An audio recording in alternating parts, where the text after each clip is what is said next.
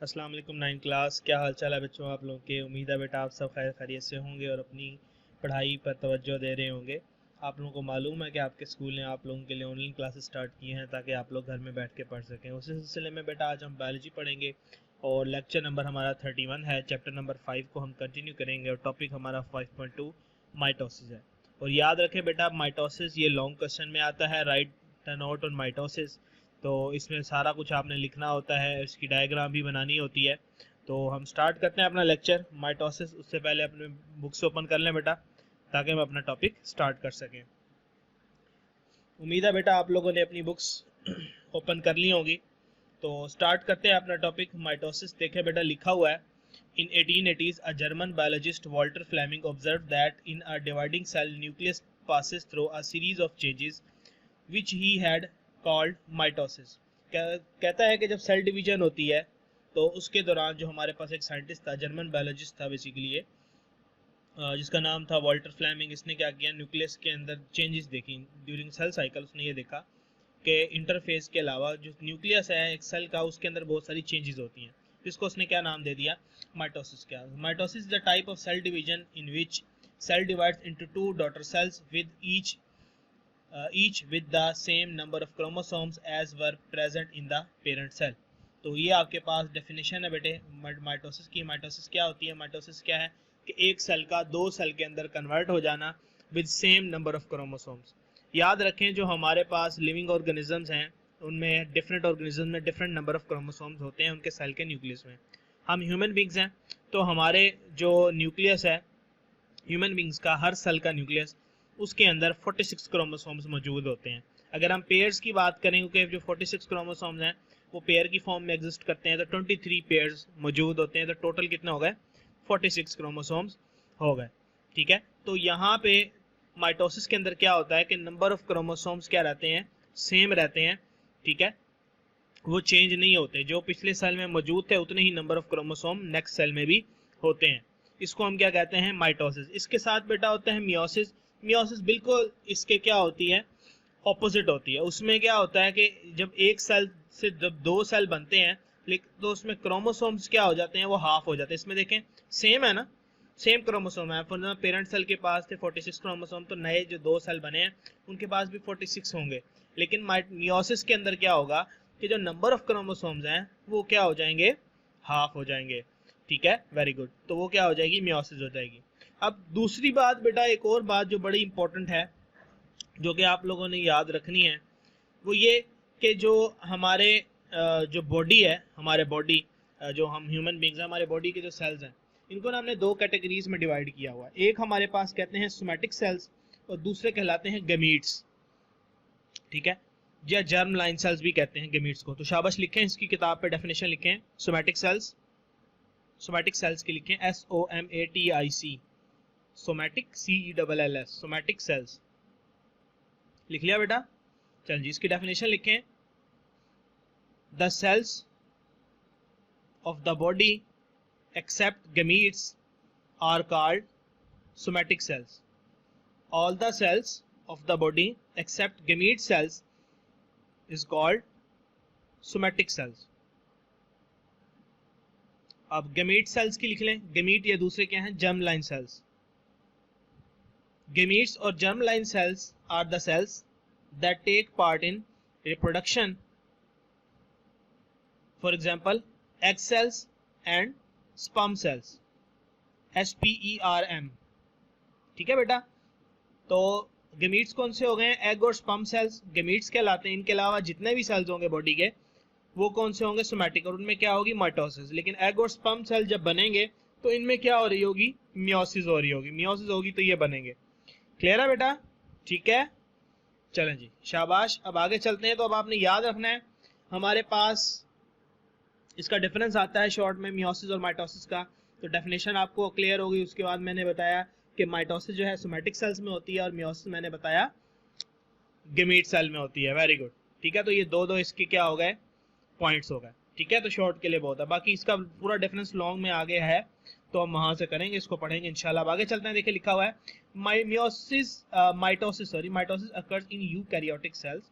In multicellular organisms the somatic cells undergo mitosis. तो ये आपके पास एमसीक्यू भी आ गया, ठीक है, कि माइटोसिस कहाँ पे होती है, यूकैरियोटिक सेल्स में होती है, और जो हमारे मल्टी सेलुलर ऑर्गेनिजम्स होते हैं उनमें सोमैटिक सेल्स में होती है सिर्फ, ठीक है।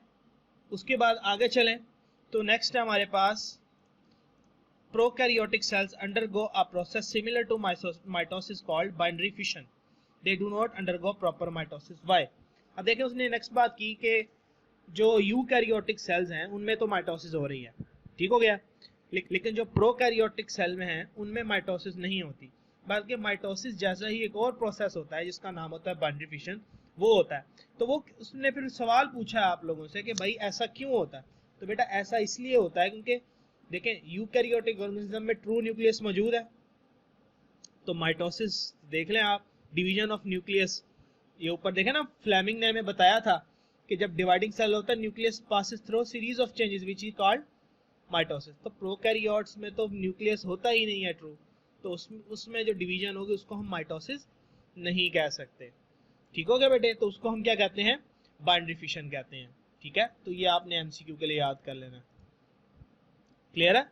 तो इसका अगर आप ये क्वेश्चन पूछ लिया जाए फॉर एग्जांपल कि prokaryotes do not undergo proper mitosis, why, तो आप लिखेंगे because prokaryotes do not possesses a true nucleus, that's why they do not undergo mitosis, but a similar process called binary fission take place in them, ठीक है बेटे, clear है। अच्छा जी, अब हम स्टार्ट करते हैं बेटा माइटोसिस को। तो phases of mitosis, steps of mitosis कौन कौन से हैं हमारे पास, तो फेजेस ऑफ माइटोसिस याद रखें, हमारे पास जो माइटोसिस है वो दो फेजेस के अंदर डिवाइड है, ठीक है। कितने फेजेस के अंदर, दो फेजेस के अंदर।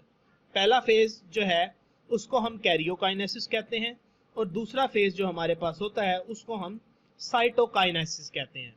काइनेसिस का मतलब होता है बेटा ब्रेक डाउन या डिवीजन, दो में टूट जाना।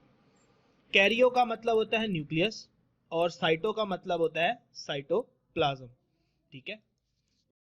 The process of mitosis is complex and highly regulated, कहता है कि जो आपके पास प्रोसेस होता है माइटोसिस का वो क्या होता है, वो बहुत ही ज़्यादा कॉम्प्लेक्स है, लेकिन वो हाईली रेगुलेटेड होता है, मतलब उसको कंट्रोल कर रही होती है आपकी body. There are two major phases, the division of nucleus known as karyokinesis and division of cytoplasm known as cytokinesis. देखिए बेटा जैसे मैंने आपको बताया वैसा ही है कि जो पहला फेज है वो कैरियोकाइनेसिस है, यानी न्यूक्लियस डिवाइड हो जाता है दो न्यूक्लियस के अंदर, और उसके बाद साइटोप्लाज्म डिवाइड होता है, जिससे हमारे पास जब साइटोप्लाज्म डिवाइड होता है तो सेल जो है हमारा वो डिवाइड हो जाता है, और हमारी जो सेल डिवीजन है यानी माइटोसिस वो क्या हो जाती है, कंप्लीट हो जाती है, ठीक है बेटे। तो आगे चलने देखें, लिखा हुआ है सबसे पहले हम स्टार्ट करने लगे हैं अपने पास karyokinesis. The division of nucleus is further divided into 4 phases, कहता है कि जो न्यूक्लियस की डिवीजन है वो हमारे पास मजीद 4 फेजेस के अंदर डिवाइड है। उसमें हमारे पास सबसे पहले आ जाता है प्रोफेज, उसके बाद आ जाता है मेटाफेज, एनाफेज और टीलोफेज आ जाता है, ठीक है। आगे चले तो बेटा देखें जो मैंने आपको डेफिनेशन बताई थी सोमैटिक सेल्स की और जर्म लाइन सेल्स की वो आएगी, तो ये आप लिख लेना, आपने मार्क कर लेना इसको। तो मैंने ऊपर भी लिखवाई, ये वाली कर लें, वो वाली कर लें, या ये वाली कर लें, एक ही बात है। तो स्टार्ट करते हैं सबसे पहला अपना फेज, प्रोफेज। और याद रखें बेटा बाज़-औक़ात ऐसा भी होता है कि वो आपसे बोर्ड के अंदर कहते हैं right define mitosis and right a note on prophase, या खाली प्रोफेज भी आ सकता है, ठीक है। तो उनका प्रोफेज काफ़ी लेंथी फेज है, ये देखना आपने, इसमें काफ़ी सारा मटेरियल है, लेकिन याद रखें ये बहुत आसान है। जो आपके पास ये वाला चैप्टर है काफ़ी आसान है, बस आपने इसका जो कॉन्सेप्ट है वो जहन में रखना है, ठीक है। तो हम थोड़ा सा अपना रिवाइज कर लें सब कि आपको याद हो। सबसे पहले हमारे पास जो फेज़ हुआ था वो कौन सा था, इंटरफेज था। इंटरफेज में क्या हुआ, सेल ने अपने आप को सेल डिवीजन के लिए प्रिपेयर किया। सेल ने क्या किया, सबसे पहले आप लोगों को अगर याद हो तो सेल ने अपनी ऑर्गेनेलिस को डबल किया था, ठीक है। मेटाबॉलिक एक्टिविटी बढ़ गई थी, प्रोटीन बनाना शुरू कर दी थी। फिर उसने क्रोमोसोम्स को डबल किया। उसके बाद उसने क्या किया कि जो हमारे पास स्पिंडल फाइबर बनना है उसके लिए प्रोटीन्स बनाई ताकि स्पिंडल फाइबर बन सके। और फिर हमारे पास क्या हुआ, जो सोमैटिक सेल थे अगर तो माइटोसिस शुरू हो जाएगी, अगर जर्म लाइन सेल्स होंगे तो मियोसिस स्टार्ट हो जाएगी। लेकिन हम सोमैटिक सेल्स में माइटोसिस को डिस्कस कर रहे हैं, तो हमने कहा कि माइटोसिस फिर आगे उसके दो फेज है, ठीक है। इंटरफेज के बाद एम फेज आया, फिर उसके आगे दो फेज है, कौन से, कैरियोकाइनेसिस और साइटोकाइनेसिस। अब हमने कैरियोकाइनेसिस शुरू किया है और हमने कहा कैरियोकाइनेसिस के भी मजीद आगे 4 स्टेप्स हैं। इसमें सबसे पहला स्टेप है प्रोफेज। ठीक है, तो प्रोफेज स्टार्ट करते हैं। देखिए लिखा हुआ है normally the genetic material nucleus is in a loose thread like form called chromatin. At the onset of prophase chromatin condenses into highly ordered structures called chromosomes। ठीक है, तो ये आपने कर लेना है क्रोमेटिन के लिए। ठीक है, व्हाट इज क्रोमेटिन, तो ये आपसे पूछा जा सकता है, एमसीक्यू भी आ सकता है। ठीक है, शॉर्ट क्वेश्चन भी पूछ सकता है। तो देखिए कहता है कि जो आपके पास प्रोफेज है, प्रोफेज अभी हमारा स्टार्ट होने लगा है, तो उससे पहले की बात कर रहा है कि प्रोफेज से पहले जो हमारा जेनेटिक मटेरियल होता है, मतलब जो क्रोमोसोम्स होते हैं उन पे जेनेटिक मटेरियल होता है। ठीक है, जीन्स होती हैं, तो वो जो है वो हमारे पास लूज थ्रेड लाइक फॉर्म में होता है। ठीक है, लूज थ्रेड लाइक फॉर्म। अब ये लूज थ्रेड लाइक फॉर्म कैसे होता है मैं आपको यहाँ पे पिक्चर में दिखा देता हूँ। ठीक है, ये देखें, ये आपके पास सेल्स हैं, ये देख रहे हैं बीच में, न्यूक्लियस के बीच में, ये आपके पास ऐसे थ्रेड लाइक स्ट्रक्चर में मौजूद है, जिसको हम क्या कहते हैं, बेसिकली क्रोमेटिन कहते हैं। अब कहता है कि जैसे ही आपके पास प्रोफेज शुरू होना होता है, on set of prophase, prophase के शुरू होने से, जैसे सूरज चढ़ता है ना तो हल्की हल्की रोशनी फैलती है, इसी तरह से जब प्रोफेज स्टार्ट होता है तो क्या होना शुरू हो जाता है, आहिस्ता आहिस्ता ये जो आपके पास क्रोमेटिन मटेरियल कंडेंस होता है, मतलब एक दूसरे के साथ जुड़ता है और कुछ इस शेप में आ जाता है, ये क्रोमोसोम्स की फॉर्म में। अब आपको पता है क्रोमोसोम्स या जेनेटिक मटेरियल पीछे एस फेज में क्या हो चुका है, डबल हो चुका हुआ है ऑलरेडी, तो हमारे पास ये सिस्टर क्रोमेटिड्स की फॉर्म में होता है। अब ये एक वाला एक जो लाइन है ना, ये मैं यहाँ आपको दिखाता हूँ, ये देखें, ये एक लाइन, ये एक क्रोमोसोम है। जब ये दो क्रोमोसोम्स आपस में मिलते हैं तो इनको हम सिस्टर क्रोमेटिड्स कहते हैं। ठीक है, अब ये जो क्रोमोसोम है, इसका जो सेंटर वाला पार्ट है, इसको हम कहते हैं सेंट्रोमेयर। अब इधर से आपको ब्लू कलर का पार्ट नजर आ रहा होगा, ये ब्लू कलर का पार्ट के ये हुक है, ताकि वो स्पिंडल फाइबर पे अटैच हो सके। ये जो ऊपर बन रहा है ना, ये स्पिंडल फाइबर है, इसको हम कहते हैं काइनेटोकोर, और ये जो इसको टांगे हैं इनको हम कहते हैं क्रोमेटिड्स। ठीक है, तो इस तरह आपको क्रोमोसोम दिखते हैं जब हमारे पास प्रोफेज क्या हो जाता है, शुरू हो जाता है।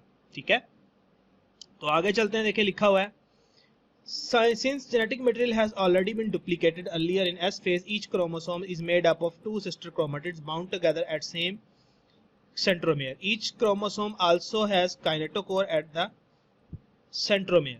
Kinetochore is a complex protein structure that is the point where spindle fiber attach। ठीक है, तो ये आपके पास kinetochore, ये एमसीक्यू मार्क कर ले kinetochore का। तो कहता है अब आपको पता है कि एस फेज में क्या हो चुका है, हमारे पास जो क्रोमोसोम्स है वो डबल हो चुके थे। अब हर क्रोमोसोम के पास क्या है, दो सिस्टर क्रोमेटिड्स हैं और वो सेंट्रोमेयर के साथ क्या हुए हुए हैं, जुड़े हुए हैं। ठीक है, और हर सेंट्रोमेयर के साथ क्या मौजूद है, काइनेटोकोर, जो मैंने आपको ब्लू कलर की दिखाई। अब आगे चले तो देखिए हमारे पास क्या है, ये देखें, prokaryote do not have proper nucleus and do not form spindle fibre during cell division, that is why their division is not called mitosis। अब ये आप आंसर लिख सकते हैं, वो जो शुरू में आपसे क्वेश्चन पूछा गया था कि प्रोकैरियोट्स में माइटोसिस क्यों नहीं होती, तो उसमें आप ये वाला आंसर लिख सकते हैं। आगे चलते हैं तो देखिए लिखा हुआ है बेटा कि there are two centrioles collectively called centrosomes close to the nucleus.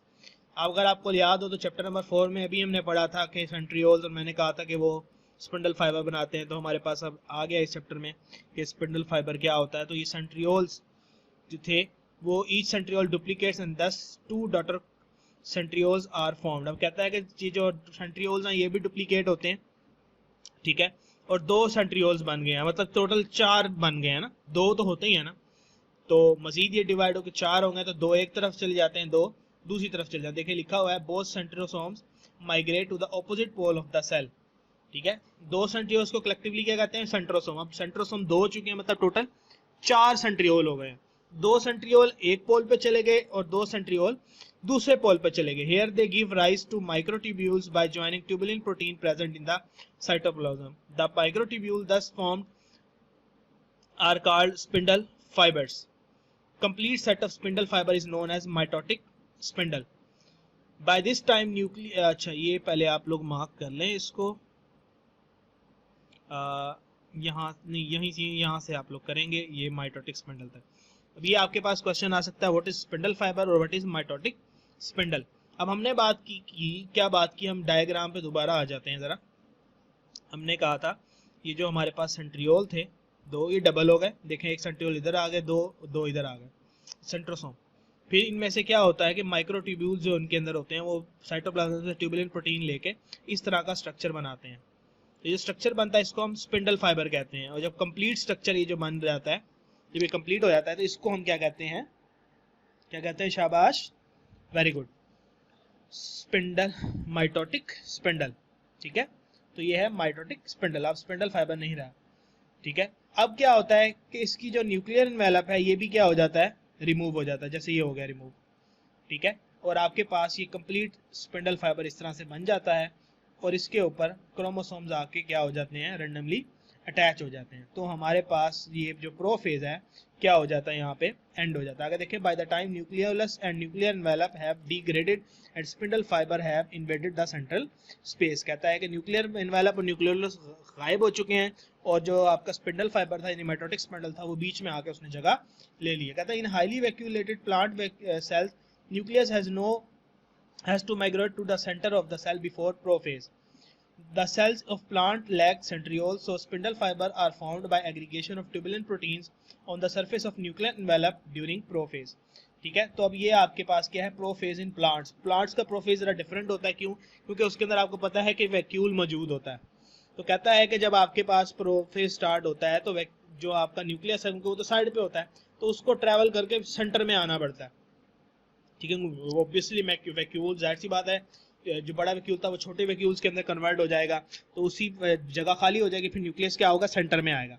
अब सेंटर में जब न्यूक्लियस आएगा तो वहां पे इसको एक और प्रॉब्लम फेस करनी पड़ेगी कि वहां पे सेंट्रियोल्स नहीं है स्पिंडल फाइबर बनाने के।